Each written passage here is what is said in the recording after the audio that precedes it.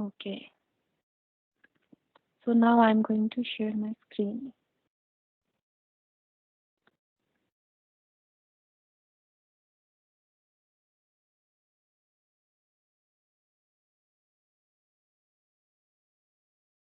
My screen visible and my voice clear for everyone.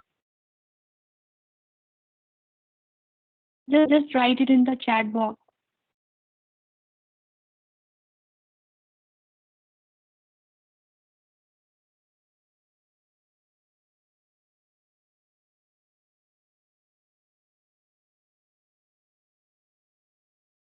Okay, cool.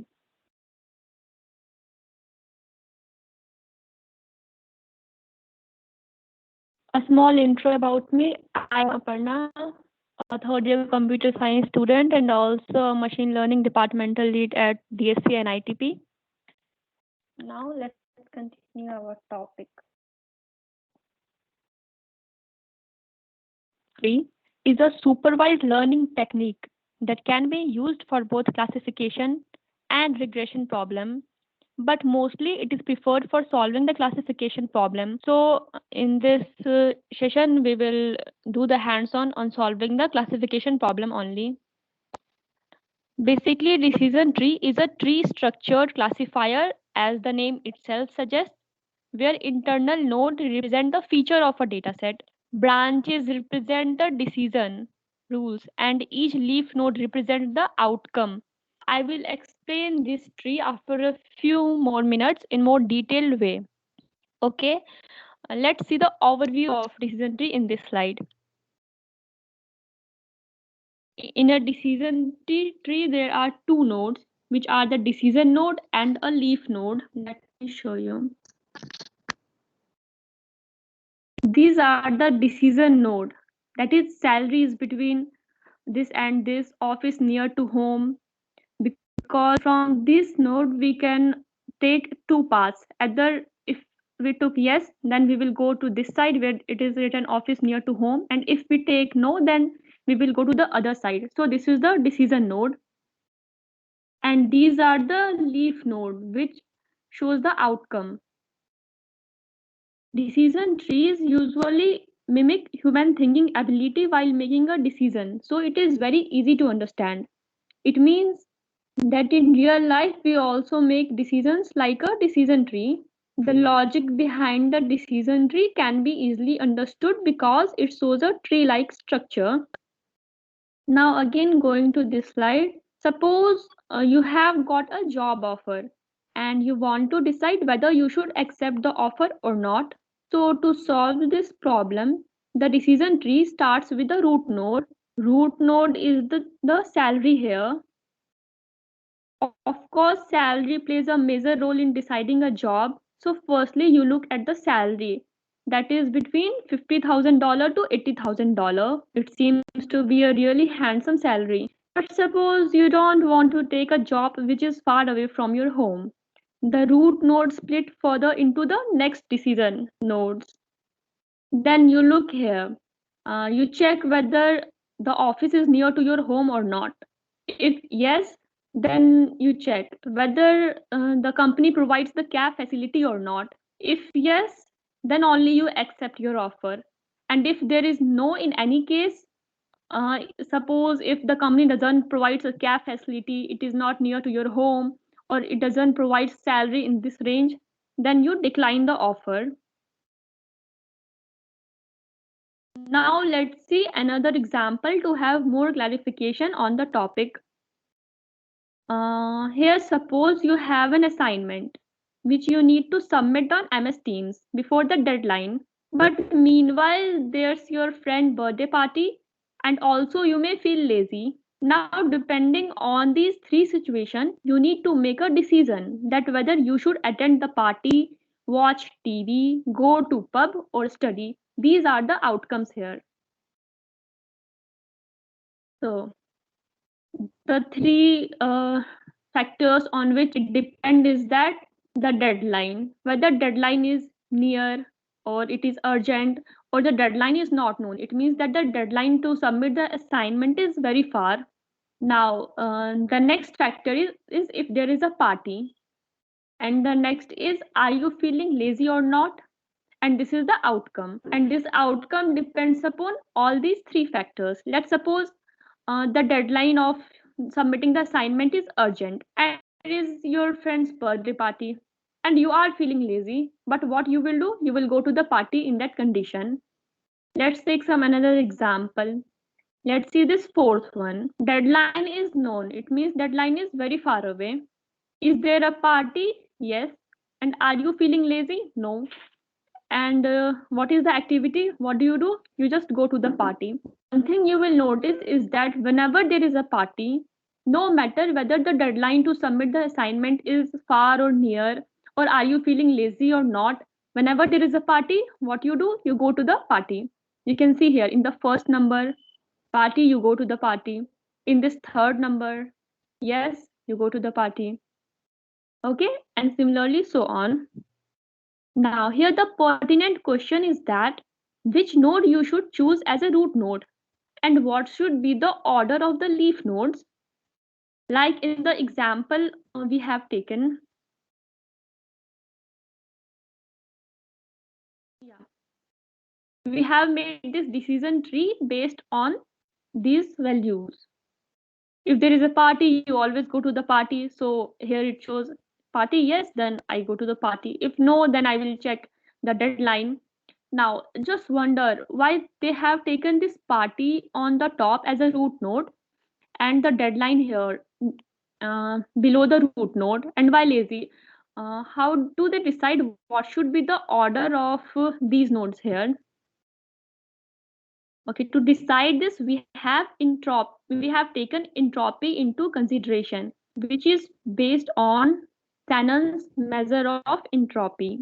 Entropy denotes that what is the uncertainty in data. You might have read entropy in your chemistry and physics also. It is similar like that only. The higher is the uncertainty, the more information we need to store about data to be sure about it. I repeat, the higher is the uncertainty, the more information we need to store about the data to be sure about it. So it denotes the uncertainty in data. The more uncertain our data is, the less helpful it will be in predicting the class labels. Just focus more on this. The more uncertain our data is, less helpful it will be in predicting the class labels because it is a really important concept. And less entropy means high certainty, and high certainty means more helpful in predicting the class labels of data. So from this we can conclude that we need those features which have less entropy because they are more helpful in predicting the class labels of data. Okay. So to understand whatever I have told in the previous slide, I have taken an example. Okay. Suppose the goal is to predict if a student will get placed or not depending on the two features. We have two features. Feature one is that did student score 80 plus in programming course? This is the feature one. If yes, if a student scores 80 plus in programming course, then there is 95% probability. Do anyone want to say anything?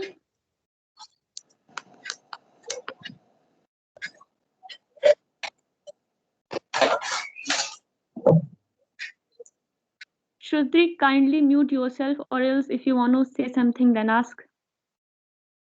Okay.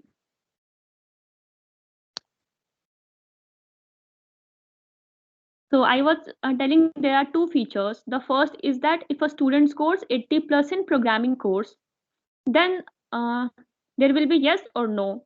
If the student scores 80% programming course, then there is 95% students who got placed and the 5% do not get placed.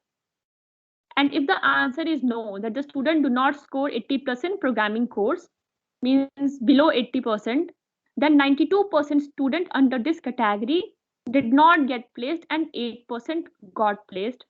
This is the feature one. Now coming to the feature two, we check whether the student scored 80 plus in engineering chemistry or not. If the student scored 80 plus in engineering chemistry, then 60% students under this category got placed and 40% did not. Whereas if the student score less than 80% in engineering chemistry, then 60% of them did not get placed and 35% got. Now I will calculate the entropy of these things and I will decide whether to place which feature to place as a root node of our tree. Root node means which feature I should place at the top. Okay, like here it is party, I will decide by calculating the entropy. So here the entropy is calculated. The formula of entropy is minus summation of pi log to the base 2 pi. Pi is the probability. Now we have calculated entropy for yes. If a student got 80 plus in programming course, the entropy is the probability is 95% student got placed if the answer is yes and 5% did not. So 95 by 100 will be the probability 0.95 log to 0.95. Okay, and minus 0.05 log to 0.05. The formula is here, minus pi log to pi. Okay, so when we have calculated this, the value will be positive as the log value of this term is negative, so negative negative will be positive and the value we get is 0.14. Similarly, when we calculate the entropy for the student who got less than 18 programming course, 92% did not get placed. So the probability is 92 by 100 log to 92 by 100 minus 0.08 log to 0.08. Okay. Similarly, 0.4. Now calculating the entropy for the whole feature. It is a whole feature. For the whole feature, I will average these two, 0.14 plus 0.4 by 2, that is 0.09. This is the 0.09 is the entropy of the feature 1 about the programming course. Now I want to calculate the entropy of the feature 2, that is for the engineering chemistry course. The entropy will be 60 by 100 log to 60 by 100 minus 40 by 100 log to 40 by 100. Taken the values from here, it is written 60% got placed and 40% did not. And similarly, I have done for this no also. Now again, I am calculating the entropy of feature 2 by taking the average of these two. So 0.97 plus 0.93 by 2, that is 0.95. So we can see that the entropy of feature 2 is greater than the entropy of feature 1. It means that feature 2 is more uncertain. It means that we can't predict by taking in consideration the feature 2 only that whether the student will got placed or not. Because intuitively, if you will think, see, in feature 2, 60% students for the yes category, that is the student got placed, 60% student got placed if they have got 80% in engineering course, but 40% still do not get placed. So if I say someone that if a student score 80% in engineering chemistry, he will get placed, then it will be wrong because 40% students did not get placed. Okay. So feature 1 is more helpful in predicting whether a student will got placed or not. We can also say that feature 1 provides more certain result. So this is the graph of entropy, which is maximum when the points are evenly distributed. That is when positive and negative samples probability is equal, which means at half, 0.5. This is the proportion of positive examples on the x-axis and the entropy in the y-axis, and this is the graph. At this point, 0.5, we get the maximum entropy. Now we are going to have a hands-on on decision trees. But before that, I think that you all are familiar with the data set because this data set is used in many other previous problems also. But still, as I am explaining, so I will explain everything from start. Okay. There are 5 columns in the data set. Yeah. Yeah. Ma'am, in one of the slides, it was written that the higher the entropy gain, the higher is the entropy, the greater is the information gain from that feature. So if information gain is greater, then why do we drop out that feature? One One second. No, that's not true. I mean, it will be okay. Just it is written just vice versa of whatever. Something is missing. Other less. Please share the slide. It's not visible. Is it Yeah. not visible? Yeah, I got it. The more It is the visible. entropy of some feature, the more is the information it's written. The Okay. more the entropy of feature, the less is the information gained from that feature. Yeah. Thank you. Yeah. Yeah, thanks for pointing it out. I haven't just looked into that. Cool. Any other doubts before I will move on to having the hands-on? Anyone then, if anyone has something to ask, then they can frankly ask. Okay. I will assume that no one has no doubt. Now, explaining the data set. There are 5 columns in the data set. One is the user ID, gender, age, estimated salary, and purchased.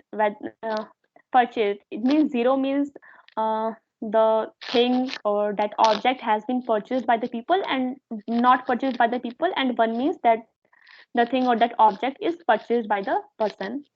Okay. So user ID is not an important factor, so it doesn't make any sense if we include it in predicting the output for our machine learning model. So we will not consider this. Gender may play or may not play a role in deciding the output, but for this model, I will not take into consideration gender. Let's suppose gender has no impact in deciding whether a person purchased an object or not. I will take into consideration only the age and estimated salary. And from that, I will calculate. It contains 400 data, total 400 data of the people of various age groups and various salaries. Okay. So enough visualized. Now coming to having an hands-on session. Okay. So till now, you might have done a lot of sessions on these things. So you are quite familiar that our first job is to import the libraries. Okay. Before writing any machine learning code, it's a rule that you should import these libraries because these are used in every machine learning code. Okay, I have imported the libraries. Then I need to import the data set first. You can do these things in sync with me, or you can watch here and then you can do it later on also.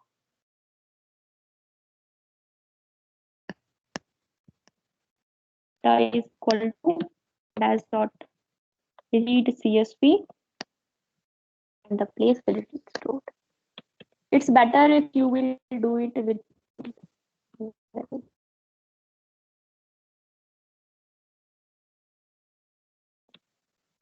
I am entering the location where this data set is stored in my PC. Social network at the CSV. Okay. Oh, spelling mistake. Yeah. Now I will do the data head to print the 5 rows of the table. Now we can know the length of the data setting, length of the data 400. As I've already said, the data set contains total 400. Ma'am, your video is lagging. Yeah, actually the net connection is really poor.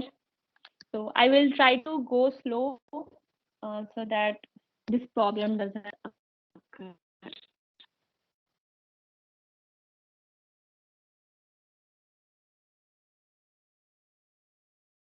Okay.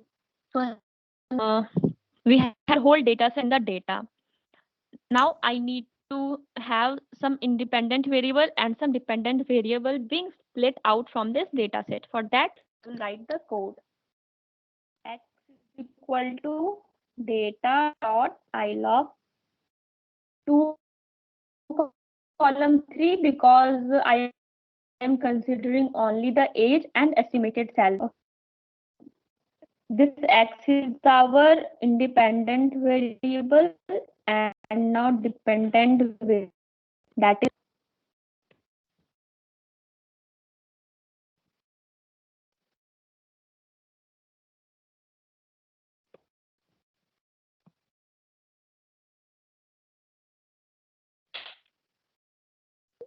what, yeah. Now I will print this X and Y. Yeah, X is fine. Okay. It's still my video lagging. Ma'am, it's stuck completely. Oh, It's still showing data okay. pd.read.csv. Yes, ma'am. Okay, one second. Let Try well, reconnecting, ma'am. Try yeah, reconnecting. yeah, yeah.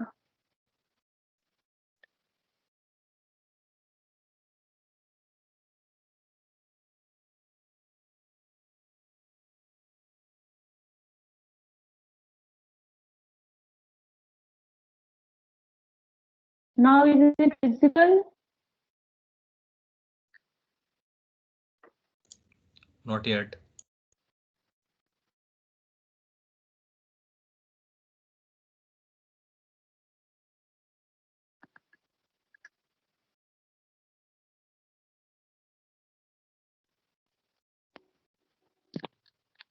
What is showing in your screen? Black. Ma'am, it's black.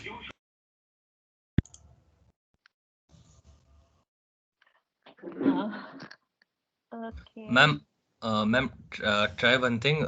Create your Jupyter IPYNB file and share that file, and then I'll project it in my Jupyter notebook. Maybe it'll work.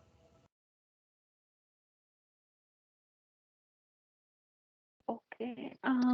Let me do one thing. I will share the whole code with you people, and then you people should just open the code in your browser in your window, and I will explain the code. That will be fine for everyone. It's visible, ma'am. Your screen is visible. Okay. Now visible. Yeah. Okay. Okay. So now, what we have done is that we have split the data into two parts, X and Y, where X is our independent variable in which I have taken two columns, that is age and estimated salary into consideration. And Y consists of our dependent variable, which contains the, okay, then I have just print the X and Y column now. Now it's time to train our data. And now it's time to split our data set into X train and Y train like that. For that, I will do from scikit-learn dot selection import in test. You don't need to remember these things whenever you are doing. You want to do the train test, just Google it. I mean, we people remember that what is the code to do the train test. Because it's not feasible to remember everything. We have a lot more much to do.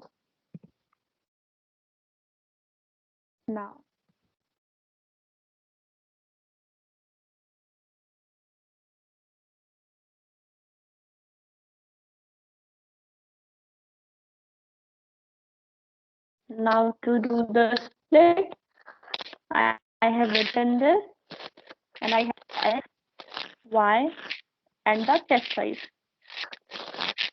Okay, let me take test size 0.20. Okay.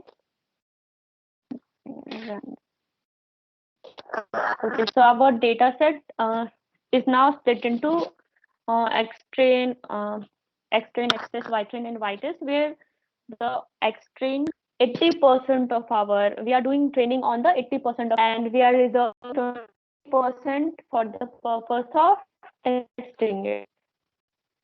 Okay, so now what I want to point out is that in the data set, there are two numerical integer values.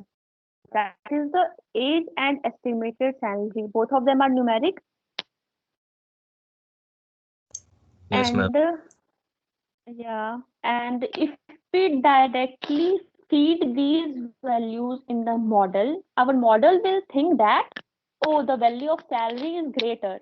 Means I need to give much more importance to the greater value, because our model doesn't understand what is age and estimated salary. It only see the numbers, and the age value will be insignificant compared to the salary. Our model will be biased to salary, means it will predict the output seeing the salary only, because salary has a bigger number. But is this right? It should also consider the age, because it has also some importance. So to tackle this issue, we standardize our value to make our values in between 1 minus 1. That is, I will write the code. The ultimate goal to perform the standardization is to bring down all the features to a common scale without distorting difference in the range of the value. Let me write code.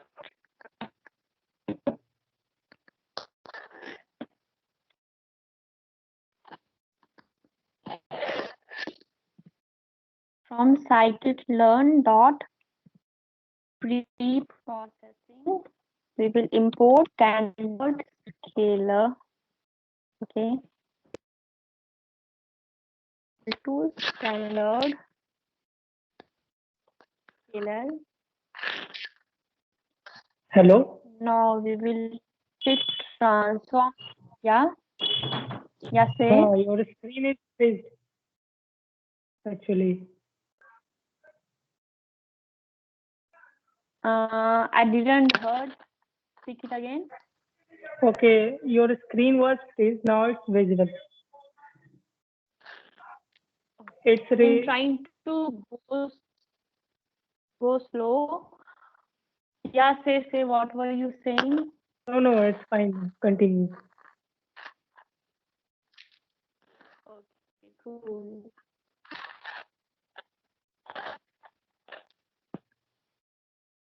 I will explain why I am writing the fit transform for X train, and for X we will directly do standard transform X test. Okay, so you might have gone through these two lines a lot of times. For the X train, we do the fit transform X train, and for the X test, we do the transform. Why we do so? Fit transform is used on the training data so that we can scale the training data and also learn the scaling parameters of that data. Here, the model built by us will learn the mean and variance of the feature of the training set. These learned parameters are then used to scale our test data. So what actually the fit method is calculating the mean and variance of each feature in our data. It will calculate the mean and variance of the, and the transform method is then transforming all the features using the respective. And now we want scaling to be applied to our test, and at the same time we do not want to be biased with our model. We want our test data to be a completely new and a surprise set for us. The transfer method helps in case transfer. We can use the same mean and variance as it is calculated from our training data to transform our test data. The parameters learned by our model using the training data will help us to transform. If we will use the fit method on our test data too, we will compute a new mean, and that is a new scale for each feature. and it will let our model to learn about our test data too. So there will be no surprise for our model to see the test data. Okay, and we will not a good estimate of how our model is performing on the test. That is the unseen data, which is basically the goal of building all machine learning. So, it is clear that why we always write fit transform for things and get this transform for the access. Okay, now I will run. Now it's time to implement the decision tree classifier. We will from scikit-learn.tree import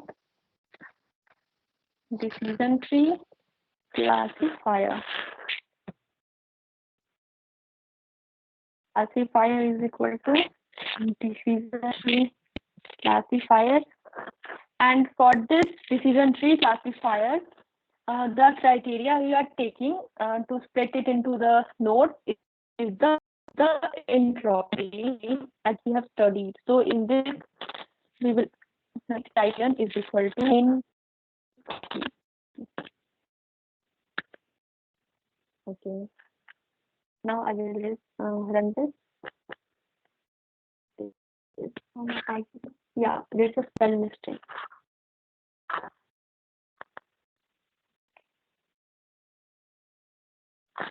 Now it is fine. So I will fit it into our X-train and Y-train. For that, the command is classifier dot fit X-train comma Y-train. Okay. Now I will do the prediction. That is, let's say Y predicted is equal to classifier dot predict X text. We will predict what is the output of our model on the X test. And we will run this.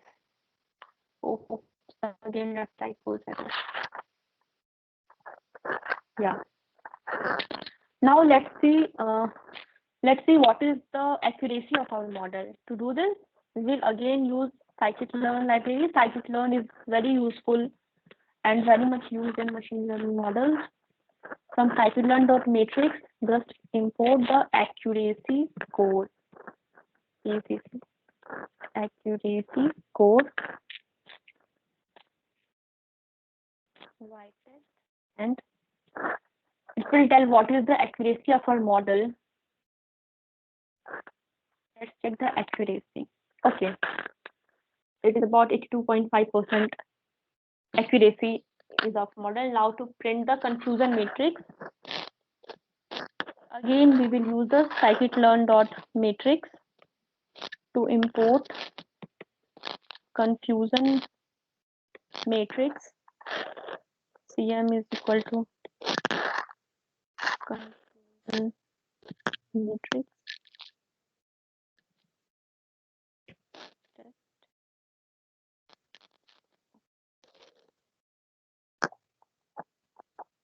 Okay, so this is our confusion matrix for the whole decision tree classifier.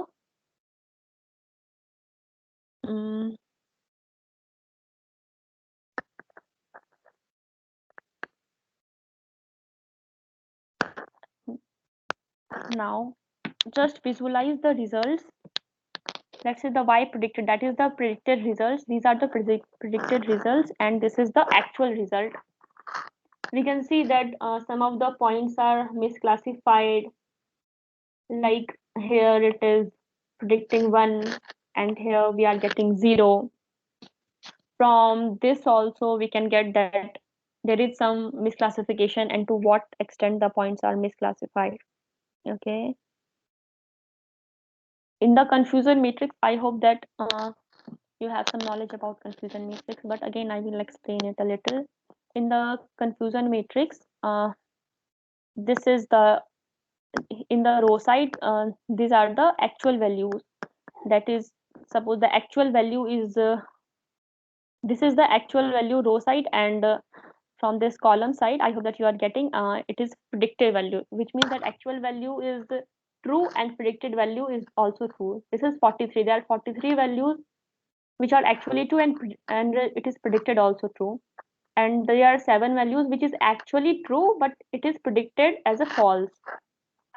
And there are 7 values here in the uh, mm, first column and second row. Yeah, this 7 is actually false, but it is predicted by our model true. And this 23 means that it is actually false, but it is also predicted false by our model. Confusion matrix, it is a kind of table which helps us to know the performance of the classification model on a set of test data. For that, the true values are known. The term itself is very simple, but sometimes its terminologies are a little bit complex, so I thought of explaining it also. So if you have any queries related to this model, then you can go on and ask. Or any issue related to the code, like if there's some part which you are not getting, then you can ask.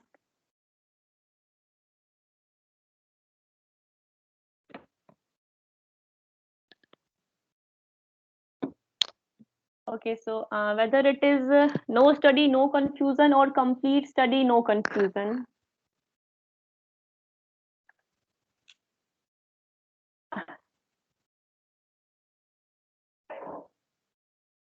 Okay. So yeah, What was the reason again why you said that we need to standardize data for decision trees? okay. Let me explain it again.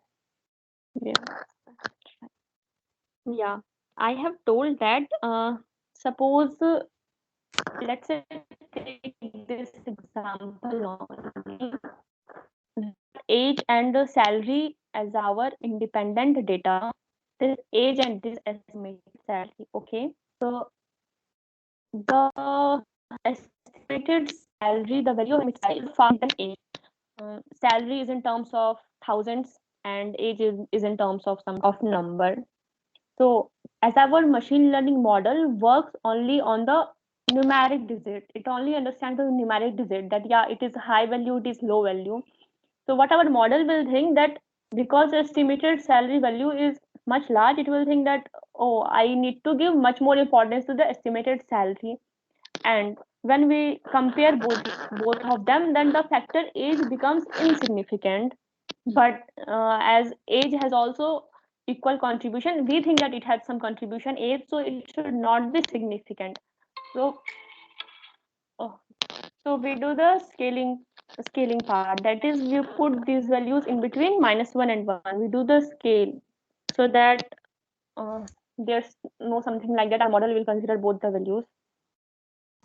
Ma'am, but the decision whether which will be the root node, that depends upon the entropy calculation, the entropy gain, the data which has lesser entropy gain becomes the root node.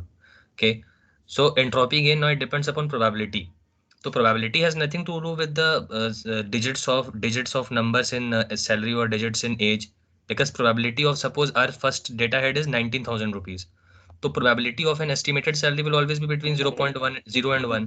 Can you explain from start? I haven't heard from start. Can you question? Hello, am I audible, ma'am? Yeah. Is my voice clear? Yeah, it is clear. Okay. So I'm asking that the decision tree, it decides the root node based upon which has the lesser entropy gain, isn't it? Yeah. Okay. And now entropy gain, that depends only upon the probability, and probability of any feature, it will ultimately vary between 0 and 1. So what's the reason for scaling? I mean, see, like we have salary 19,000. Now probability of 19,000 will always be between 0 and 1, and the probability of age 19 will always be between 0 and 1. So what's the reason for scaling down? Matlab, how will it value this 19,000 more and 19 less? Okay. So basically, what I got is that your question is that because our decision tree is based upon the probability Yes, and then probability always lies between 0 and 1. So either be it 19 or be it 19,000, both will have the probability between 0 and 1. yeah. So how does it weight 5 figures more and 2 figures less? Decision tree doesn't depend upon figures because it depends upon probability. So that I was thinking this thing since last 10 to 15 minutes. Why is it happening so? Okay, I got your question. Basically, what you are saying is right in terms of the decision tree, as it works on the probability. So, the age-weighted estimated salary will have not much significant role if we even scale down, but still we will do the scale. We will scale it down because of the reason that our model, when we do a lot of processing on our model, these values are very high. And these values are high, or it may be too much high, like the estimated salary, maybe in some cases, maybe some 2 or 3 lakhs. Okay, so because the value will be a lot high, so it can take much more computational time to do the processing. So to make the processing faster, also we just make the value in between, I mean -1 and +1. Okay, ma'am. Yeah, thank you. Okay.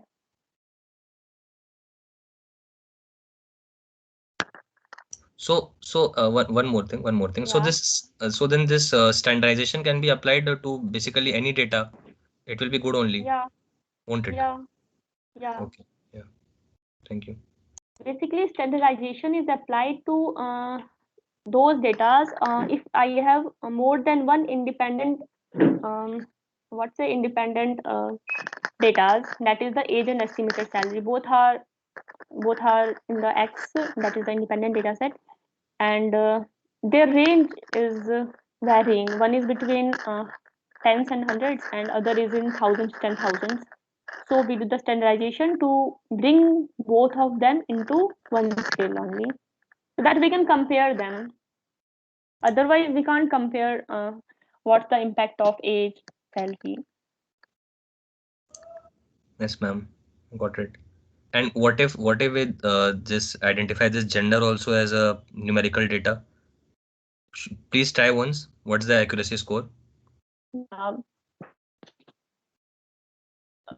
okay, for that, first of all, you need to encode your gender data in 0 1. That is, let's suppose male is represented by 0 and female is represented by 1. We do one hot encoding for this process, for this, and then we will again apply standardization in the age and estimated salary only, and after that we will calculate what will be the output of our this purchase data. Okay, you can consider gender only, but for that for this example, I have not taken gender into consideration to make it more easier. Yeah. Yeah, better share this CSV file, ma'am, on this chat here. We'll try it.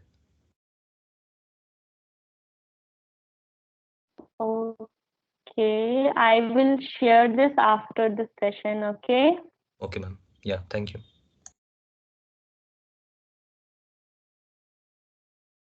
Okay. Any more questions from anyone's side? Anybody?